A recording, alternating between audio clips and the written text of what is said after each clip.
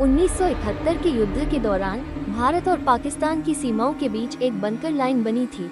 Bunker 46 कहा जाता है कि एक पाकिस्तानी जनरल हाशिम मेहरान ने वहां काले जादू से एक शापित सैनिकों की टुकड़ी खड़ी की थी, लेकिन युद्ध के अंत में वो सभी जिंदा जलकर मर गए और उन्हें जमीन के नीचे दफना दिया गया। आज 2025 भारत की एक विशेष यूनिट को उस पुरानी बंकर लाइन को ढूंढने का आदेश मिला, जहां एक नया रडार स्टेशन लगना था।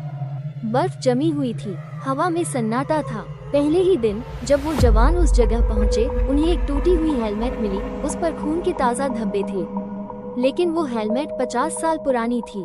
रात के 2:45 पर जैसे ही सर्च लाइट बंद हुई, बंकर 46 की दीवार से कुछ रेंगता हुआ बाहर निकला। 4 हाथ, लोहे जैसी काली त्वचा और बिना आंखों वाला चेहरा। वो धीरे धीरे उनके कैंप की ओर बढ़ रहा था। सिपाही अर्जुन ने गोली चलाई, लेकिन गोली उस पर असर नहीं कर रही थी। तभी जमीन फटने लगी और वहां से 5-6 और सिपाही निकले, लेकिन ये जिंदा नहीं थे। उनके शरीर अधजले, हड्डियां बाहर और हथियार अब भी हाथों में थे। वो हाशिम मेहरान की काल सेना थी, जो अब हर उस इंसान को मारना चाहती थी जो उस बंकर को छुए। एक एक कर जवान गायब होने लगे। रेडियो पर सिर्फ चीखें आती थी। तीसरी रात बचे हुए जवानों ने खुद को बंकर के अंदर बंद कर लिया, लेकिन तभी दरवाजे पर दस्तक हुई। हुक्म दो सर।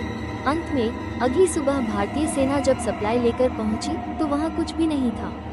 ना जवान, ना रेडार, ना बंकर, सिर्फ एक दीवार पर लिखा था, हम जिंदा नहीं हैं, पर युद्ध अब भी जारी है।